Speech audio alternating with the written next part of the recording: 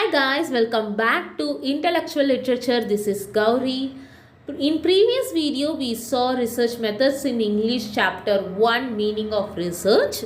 This video, we are going to talk about literary research. Before that, kindly watch that previous video and subscribe this channel. Okay, let's go. Literary research. Up till now, we have discussed research in general. But the nature of research differs from subject to subject. This is because materials and tools of each subject are largely different. Physics, chemistry, botany, zoology and other natural sciences study natural phenomena. Their basic tools are observation and experiment. They replicate the natural conditions in the laboratory and observe the changes minutely. The social sciences study man and his behavior, but man cannot be put in a laboratory to be experimented on in the way natural objects can be. Naturally, observation and interview are the important tools that we use in social sciences. Secondly, the experiments of science can be repeated, but this is rather difficult in social science and humanities, excepting psychology and linguistics. Literature is different from natural sciences or social sciences. It is a product of creative writer. Literary research, therefore, cannot confine itself to either the literary text or the writer. It has to study both. When its material is the creative writer, it applies the tools of social sciences, and when the object of study is the text, it applies the tools which are specific to it. But it will be rash to separate these two aspects of literary research. While studying the text, we cannot ignore its creator, nor can we study an author isolating him from his works. The other important facts we have to bear in mind is that the methods of analysis and evaluation of literary text have become autonomous. They have their own theories and principles which are being constantly modified and revised. In natural sciences and social sciences, we have two kinds of research, basic and applied. Literary research, because of the duality of its object of study, is of four kinds: bibliography and textual criticism, biographical, theoretical and interpretive. First one, bibliography and textual criticism. Textual research is concerned with the establishment of an authoritative text, correction of past editions, chronology, authenticity and attribution. No reader can appreciate a text which is full of errors. Secondly, you must know that the text he is reading is a genuine one. Critics have been misled by printing errors or faulty text. F.O. Mathias's interpretations of the phrase solid fish of the sea. In Melville's while jacket fell flat when it was discovered that the word is coiled, not soiled. Similarly, F.R. Leavy's praise of Henry James Roderick Hudson became ludicrous when scholars pointed out that he had read the revised edition, not the original edition, in the order that an author be read as he had written and his works be presented in a chronological order. It is necessary to produce reliable text. In modern times, definitive editions are prepared in the personal supervision of the author, but in the past it was not so. If we study the 16th, 17th or 18th or even 19th century editions, we will find striking variations. In modern times, this kind of research has gained more importance. Now we know the difference between Shakespeare's bad quarto and good folio. He forgave us of the 19th century and the pirated editions of Charles Dickens. Again, most of the important authors have left some of their works unpublished, which, when combined with the published material, give us a different picture of them. Second one, biographical. This kind of research, though neglected in India, is of first importance in the understanding of an author's mind and heart. The task of the biographer is really very difficult. All biographies are not fortunate like Boswell. A biographer has to collect material from different sources, study the author's published work and unpublished writings as well, interview him frequently if he is alive, meet and collect information from the people close to him, distinguish fact from fiction, and after the present the life story, laying more emphasis on the literary side by correlating the important events of his life and time and his works systematically, chronologically and interestingly. Third one, theoretical. This kind of research can be compared to the basis research in natural and social sciences. Its aim is to propound a theory of literature or modify or improve an already existing one. In the past, after Aristotle and Longinus, few scholars and philosophers took literary criticism seriously. They often repeated the classical theory of literature. In England, theoretical criticism was left to poets only. But Sidney, Dryden and Pope cannot be said to be original in their approach. Coleridge and Wordsworth were the first to propound a theory of literature and were ably followed by Matthew Arnold. In the 20th century, advances in psychology, anthropology, linguistics and sociology made people to look at literature from quite different angles. The modern critics have defined their approach, method and technique and analyzing literary text and evaluated creative works on the basis of the theories they have formulated after a wide range of study. Now we have different schools of criticism like new criticism, myth, hermeneutic criticism, psychoanalytic criticism, Marxist criticism, structuralism and deconstruction, feminist criticism, post-colonial theory and new historicism and cultural materialism, all systematic and distinct. Fourth one, interpretive. This kind of research can be compared to the applied research in sciences. It analyzes, interprets and evaluates a literary text of an author by applying the principles of a particular theory. It may be a study of an author's style, use of imagery or symbolism, exploration of myth, perception of social reality, expression of the inner soul, development of thought or the structure of his text.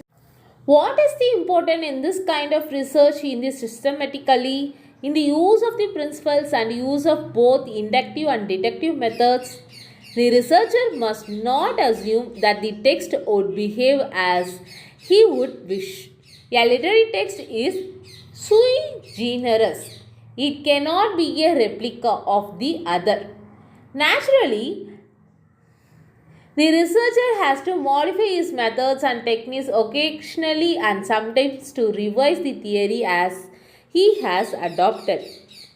Although it has been discussed that there are 4 kinds of research, a scholar cannot ignore any one of them. Interpretative research is closely linked with the theoretical research. The editor of a text must be able to interpret the text, otherwise he cannot collate and amend it. The biographer carries the text of both the editor and critic. In short, literary research is a composite whole and a researcher must know all its aspects. It is only when he chooses a special field that he does biographical, textual, theoretical or interpretative research. Next, we are going to talk about aims and objectives of research. The university education system has 3 main functions: teaching, research and extension. The first function, teaching, is handing down the torch of knowledge to the next generation. Closed down all the educational institutions for 80 years, and you will see that the entire nation has resetted to its prehistoric age. It will be inhabited by the ignorant, barbaric, uncivilized people.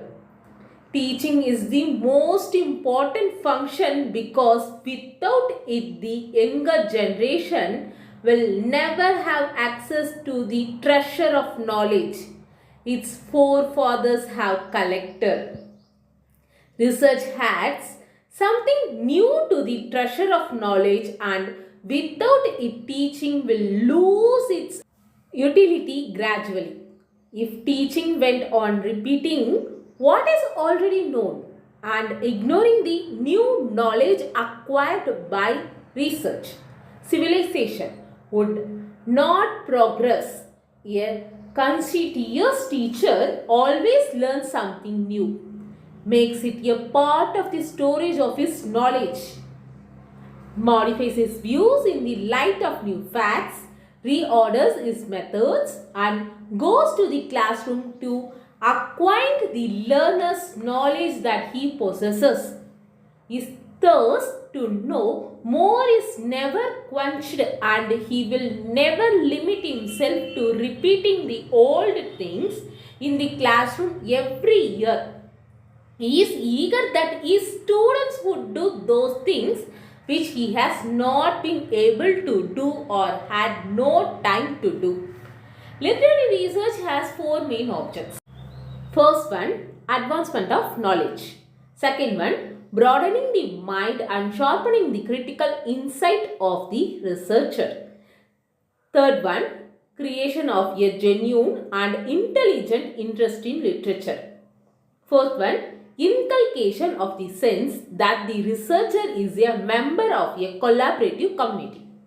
Now, we see in depth of the four main objectives. First one, advancement of knowledge. There are two aspects of it. The first is the assimilation of the intellectual achievements of the predecessors. Research means going from the known to unknown. It is necessary that the researcher should have a thorough knowledge of what has been done in the past and what the present status of knowledge in the field of his investigation is. If he wants to do research on Milton, for instance, he must study not only all the works of the poet, but also the views of different critics from the time of Milton to the present day. If he does not do so, there is every possibility that he will repeat the ideas that have already been expressed. A.C. Bradley, before advancing his explanation that melancholy was the cause of Hamlet's delay, examined the explanations given by different critics. The researcher therefore should first survey the literature on the topic he is going to do research. For this, he must study the different points of view disinterestedly and critically and assimilate logically for full understanding of the problem he is going to investigate. The second aspect is the discovery of new facts and a fresh interpretation of the known facts. C.S. Chandrasekhar's discovery of the black hole is the result of his research. Similarly, the discovery of radium by the Curious was a genuine contribution to knowledge.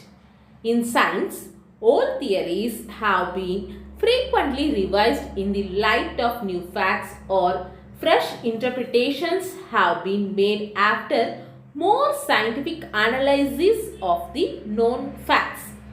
Earlier, it was believed that heavier things fell on the earth with greater velocity than the lighter ones.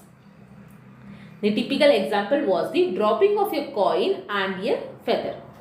Later on, further experiments proved that all things fall with the same velocity. The previous scientists did not notice the resistance of air. The resistance of air was much less in the case of a metal coin than that of a feather. It was the resistance of air that prevented the feather from falling with the velocity of the coin. When both were dropped in a vacuum, they fell at the same time. If we simply describe or repeat what other people have done, we will be teachers but never research scholars. In our survey of literature, we must refer to both the positive and negative points of our predecessors, correct their ideas, and advance our own explanation of the facts that were either overlooked or wrongly observed and interpreted by them, and avoid being a mediocre narrator. It is only the genuineness and originality of interpretation which makes our research a contribution to the total body of knowledge. John Donne, though a great 17th century poet, did not receive his due recognition till Sir Herbert Gerson edited his poetry and wrote a long introduction pointing out his great qualities. It was his interpretation of Donne and other metaphysical poets that drew the attention of T.S. Eliot, F.R. Lewis and other poets and critics who placed these poets in the front rank. G. Wilson Knight's interpretation of Shakespeare plays opened a new vista. John Stallworthy's study of different drafts of each important poems and analysis of the development of his thought at each stage has widened our knowledge of the great Irish poet. Broadening the mind and sharpening the critical insight of the researcher is the second topic of our main objectives of literary research. Now let's see. The researcher is made of a different stuff. An average researcher goes through a novel, a play or a poem for two reasons. First one, entertainment, and second one, morals. He seldom bothers about the artistic presentation of reality. He may react against the views expressed in a book or disbelieve the fact presented there. He does so because the contents of the book go against the ideas he has held up till now. Research warns us of such kind of reading. What Bacon said in the 17th century is still valid for a researcher. Read not to contradict and confute, not to believe and take for granted, not to find, talk and discover, but to weigh and consider. These lines are from Bacon's of Studies. In order that we can properly study a book, we should not read to find in it what we already know, not to confirm our opinion already formed, but to observe the facts stated there and analyze the author's view and compare them with our own. For this, there is the necessity of critical insight. How to develop our critical insight? How to avoid being gullible or credulous? This can be done by wide reading and participation in seminars and symposia. By wide reading, we mean study of life and literature is not only the chosen field but also other disciplines. Life is complex. The different branches of knowledge, physics, chemistry, biology, medicine, economics, anthropology, religion, politics, history, etc. Studying man's different aspects and behaviors. It may be said that natural sciences study nature and the universe, not man. But in fact, science studies nature and the universe in relation to man. All his investigations are directed to solve his problems. Since literature, which is an expression of man's problems and aspirations, studies man in all walks of life. It influences and in turn is influenced by all the branches of knowledge. Naturally, the researcher cannot develop a critical insight unless and until he has an elementary knowledge of the natural sciences, social sciences, philosophy, history and religion. A creative writer builds all the knowledge he has gained in his imaginative work. Milton made use of Ptolemy's concept of the universe, Chaucer of astrology, and Donne his knowledge of science, John Donne. In modern times, poets and novelists have a much wider range.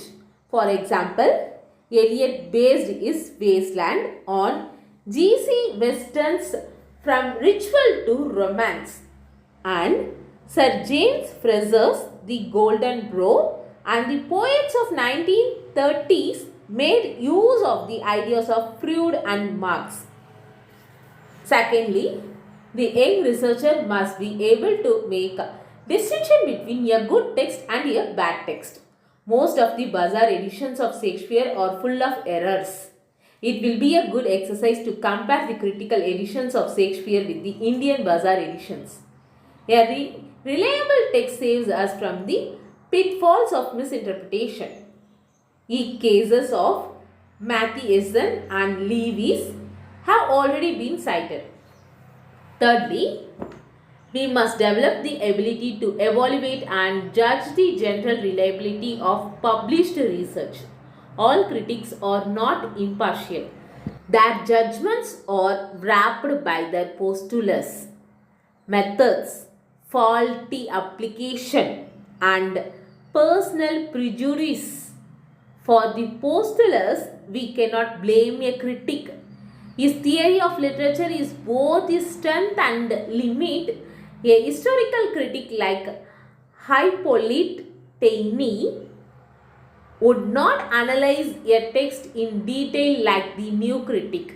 What is important for us to know the difference between their approaches and find out whether they have followed their methods logically. Only a mature scholar critic can analyze the strength and weakness of their approaches. We must know why F.R. Lewis and the early Eliot denounced Milton and why the later Eliot praised him. It is important to know why Dr. Johnson criticized Milton's pastoral poems unfavorably and think whether he was right in his judgment. It is interesting to read R.S. Grant's criticism of Clint Brooks' method and Dr. Lewis' pronouncement made in the great tradition that after Shakespeare there are only 4 poets worth reading. First one Donne, second one Hopkins, third one Pound, Ezra Pound, and finally T.S. Eliot. In short, we must not take it for granted that all that is printed in a book is correct or that all British and American critics are always right in their approach and technique or that Indian critics are inferior to them. We should use the evaluation procedure to judge the merit of published research and criticism. Now we see third objectives of literary research. Creation of a genuine and intelligent interest in literature. People go to a man of learning for knowledge. If a scholar fails to help people gain knowledge, he will never get respect and honor. Rather, people will call him an impostor, a humbug. Therefore, the aim of literary research is to create in the young researcher a genuine interest in literature. Research is something more than earning a qualification or fame. It is an activity which is a reward in itself. In aim of research is to develop the powers of understanding and appreciating literature. An average reader is satisfied with whatever is presented to him. He will not bother why one literary text is superior to the other. But a researcher, because he has developed his powers of understanding and appreciating, is to able to explain why George Eliot is superior to Maugham. He is confident in his analysis because he has read literature with genuine interest that was developed his insight, critical insight, and analyzes both the novelist systematically. Since he has developed an insight in literature, he is self-reliant and he need not look for other critics' judgment at every stage of his analysis and may logically refute that judgment if he feels genuinely so. Now we see the fourth objectives of literary research. Research creates a sense of belongingness to a collaborative community. Explanation. Research is a collective responsibility shared by all researchers. Besides, it is not limited to time. Every generation carries on the task which was not completed by the previous generation. Some of the problems that were left by Copernicus were completed by Galileo. Nowadays, research is so widespread that it is not limited to a university or even a country. We see scientists from different countries receive Nobel Prize for working on the same topic. In literature, we must be aware of the fact that there are thousands of scholars like us. We all belong to a community which is dedicated to the enrichment of culture, to better understanding of man's feelings, emotions and problems through literature, and the creation of an ideal environment in the university where we are working. We can conclude in the words of Dr. F.R. Lewis, research should be able to generate in the university a center of human consciousness, perception, knowledge, judgment and responsibility. Research has to be thought of in relation to the whole idea of university. It must aim at establishing a creative front and doing creative work on the contemporary intellectual frontier. I conclude this. We've done first chapter. The chapter name was Meaning and Objectives of Literary Research. In previous video, we saw meaning of research. In this video, we see literary research. So, keep in touch, stay tuned, and next video we are going to talk about background knowledge. This is chapter 2 of literary research methods in English. Okay, if you really like this video, click the like button, share your thoughts in comment section and share this video to your friends who really want this. And don't forget to subscribe my channel. This is Gauri from Intellectual Literature. Thank you. Bye-bye.